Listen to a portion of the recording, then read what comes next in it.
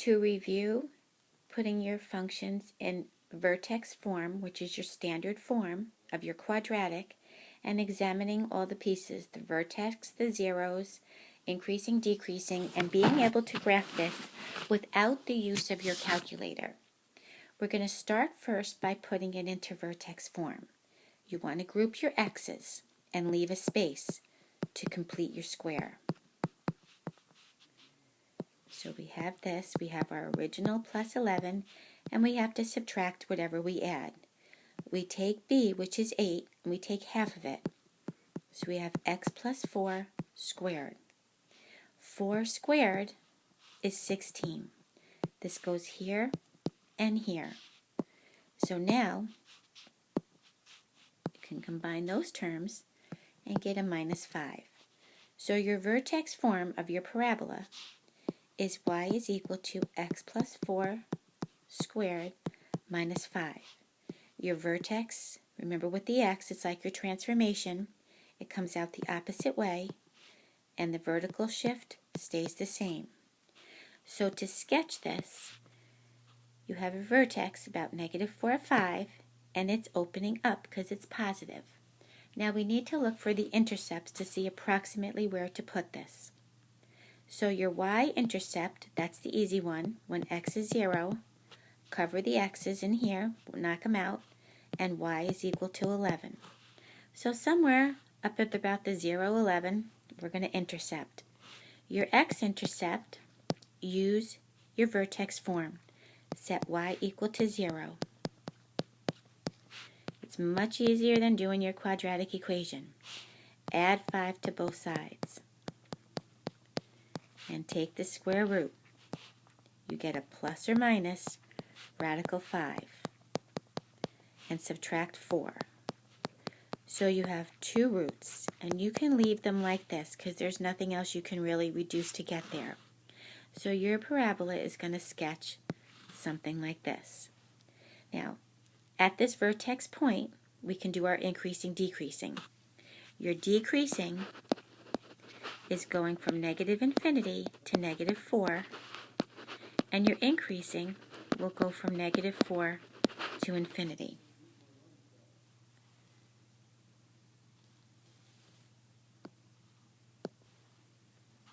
Remember, your axis of symmetry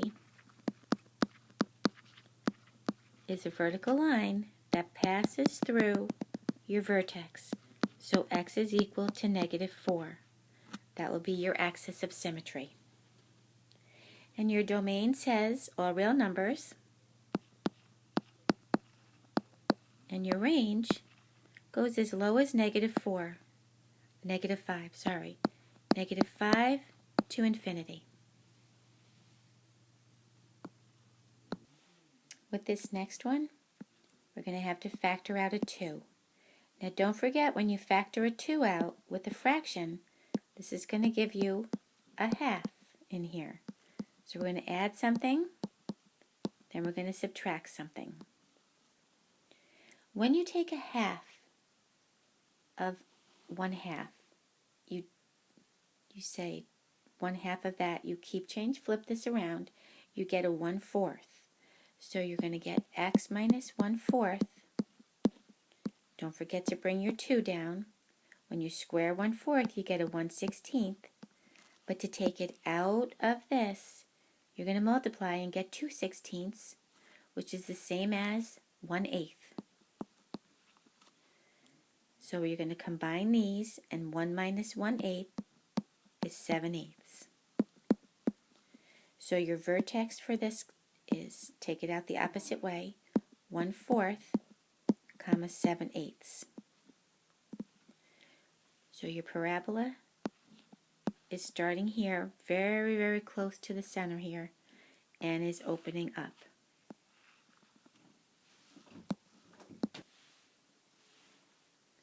Your axis of symmetry cuts through the x point.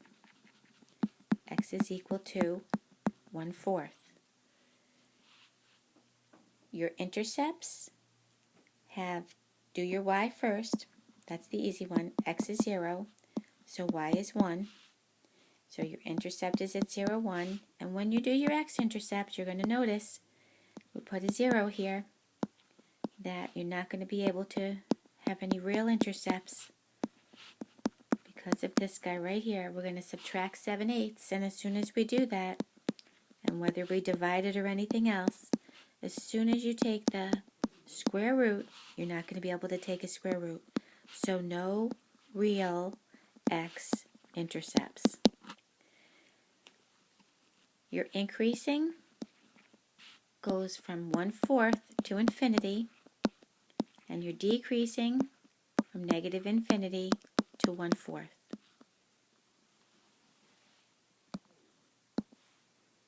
In this one, we're grouping your x's, and there's nothing to take out, so we're going to take half of b, which is 3. So let's make it real simple. Let's take half, make it 3 halves, and we're squaring. And then we've got a plus 1/4, and we're going to subtract 3 halves squared, which is 9/4. This part will work out when you do this part over here. So your parabola is going to say x plus 3 halves squared, and when you combine this, you get negative 8/4, which gives you -2. So your vertex is at negative 3 halves, -2. And you've got a parabola again that opens up at negative 3 halves, -2. So somewhere down here, and we're going to just find your intercepts. So your y-intercept is at, block out the x's, is at 1/4. So you can see it's passing right about here. So you kind of know now where your parabola is going. And your x-intercepts, let's use the vertex form, set it equal to 0. We're going to add 2 to both sides and take the square root. Remember, you get a plus or minus. And subtract 3 halves, and you can leave it just like this. Okay, we've got an increasing. Use your vertex point from negative 3 halves to infinity. And we have a decreasing from negative infinity to negative 3 halves. This last parabola, the negative, will make this open down. But we have to factor out of your x's a -1. Make room to complete your square. Half of 4 is 2. Bring down your -1. 2 squared is 4. Bring this out by multiplying. So we've got a -4. Now be careful of your subtract. When you go to subtract this, 1 minus a -4 becomes plus 5. Your vertex is then -2, 5. So your parabola, again, is -2, 5, your vertex point, but it's opening down. So we're going to find your intercepts. Your y-intercept when x is 0 is at 1. So 0, 1. So we can kind of tell where your parabola is going. Your x-intercept, when y is equal to 0, use your vertex form.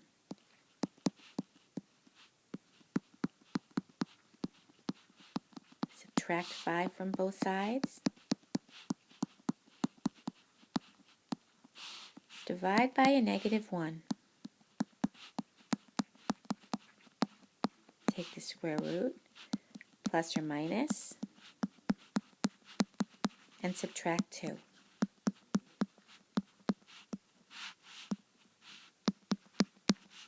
And there's your roots. You've got an increasing. That one's coming from negative infinity to -2. And you have a decreasing from -2 to infinity because this opens down.